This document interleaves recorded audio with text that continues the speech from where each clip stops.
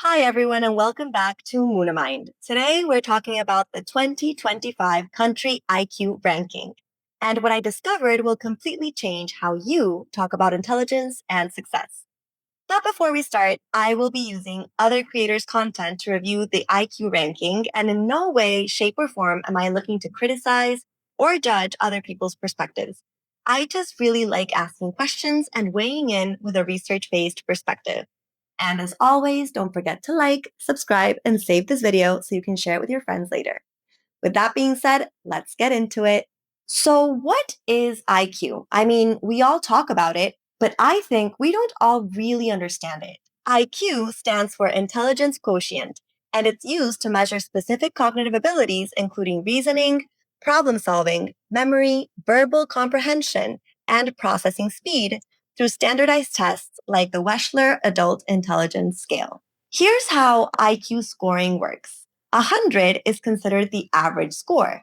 Most people, about 68%, score somewhere between 85 and 115. To create country rankings, researchers take average scores from different sources like direct IQ tests, international school assessments, and even estimates for countries that don't have much data available. Keeping this in mind, let's look at the results from the ranking. What countries have the highest IQ? Is it Singapore? Singapore's number 3. Number 3? Okay, the highest IQ, like average IQ. I think the US is probably in the list. No, it's not in the No? list. China, I think China is going to have a pretty high average IQ. China's number 4. In general, I just think Asia is like Well, this continent these is the countries also take education very seriously, from cultural family values to the government investing in that. future. Yeah. Japan probably. Japan's number 1. Number 1. Number 1. So give me 2 and 5. Taiwan. Taiwan is number 2. All right. Nice. Just give me number 5. Korea, South Korea. South Korea. So, yeah, these are the highest ranking countries. And like this creator says, these countries do invest quite a bit in their education systems. And their cultures tend to value academic education and success as a society, and all the way through into family dynamics. There are definitely a lot of positive things that can be said about these countries, their culture, and their values. And that is not at all what's up for debate right now. I live in Southeast Asia, and I would say that I am enamored by Asian culture in general. But I wonder what this score actually means for people within their societies. What does having a high IQ really mean? Well, it definitely means high academic performance, especially in structured test-based environments. Being able to pick up new information faster, the ability to solve complex problems, but specifically those with clear parameters. Potentially high professional success in analytical fields like science, engineering, and medicine, as well as a potential high income. But take that with a grain of salt because it really depends on individual variations. What it doesn't mean is happiness or life satisfaction, emotional intelligence, social skills, creativity, wisdom, success in entrepreneurship, practical life skills, or mental health. And I would argue that most, if not all of these categories, are of equal or higher value to live a fulfilled life. And if you want to enhance these skills in your children, check out moonamind.com, where we provide you with courses and one-to-one training to enhance your child's development and human-centric skills. I'll leave the link for you below. So back to the ranking. Let's take the highest scoring country, Japan, as an example. Again, I'm not trying to devalue Japan as a country. This is not what we're talking about. But I do wonder what a higher IQ translates to when it comes to quality of life and happiness. And the truth is that even though Japan's population reached the highest score on a worldwide scale, Japan's depression prevalence doubled from 7.9% to 17.3% between 2013 and 2020, with only 37% of Japanese reporting good health compared to the 68% OECD average.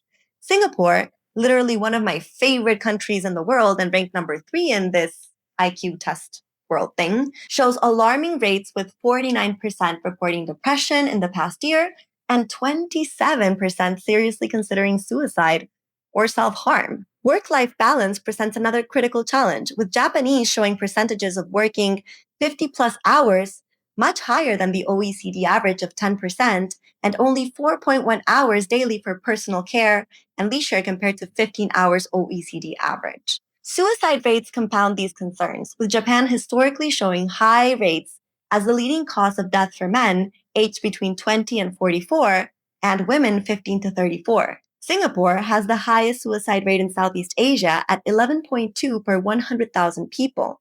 And all three top ranked countries, Japan, Taiwan, and Singapore, show troubling youth suicide trends from 2014 to 2022, suggesting that academic and professional pressures may be contributing to mental health crises among younger populations. This paints a really concerning picture. The countries with the smartest populations are struggling the most with happiness, mental health, and quality of life. All of this besides the fact that the ranking itself faces extensive criticism from the scientific community. The European Human Behavior and Evolution Association issued a formal statement in 2020 discouraging use of widely cited datasets as unscientific. Major limitations include bias in testing, severe sampling issues with only 81 of 185 countries having direct test data, and socioeconomic confounds where educational access and nutrition heavily influence scores.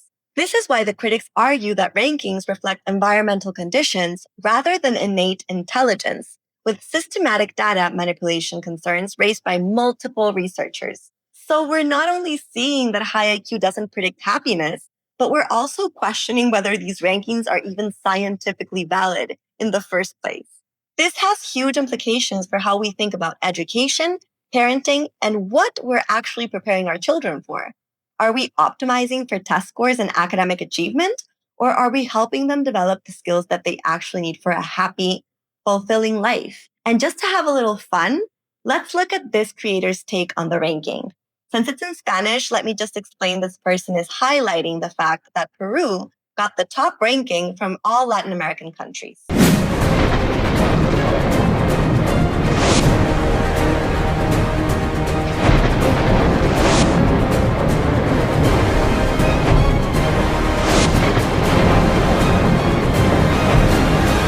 Never a dull day in Peru. I mean, yeah, I'm Peruvian, so I guess congratulations, Peru.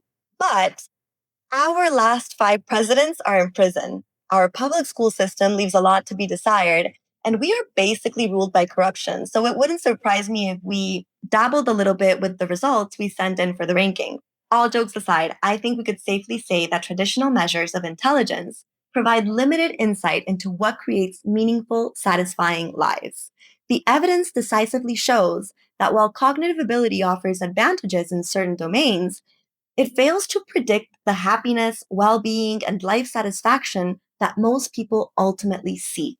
So instead of obsessing over IQ scores and academic rankings, maybe we should be asking, are our children learning how to build meaningful relationships? Are they developing emotional resilience? Are they finding joy in learning rather than just performing? But what are your thoughts on this? Have you noticed this disconnect between academic achievement and happiness in your own life or community? Please let me know in your comments below. I genuinely read every single one and love hearing from your perspectives. And as always, don't forget to like and subscribe if you haven't already. Thanks for joining me today, and I'll see you in the next one.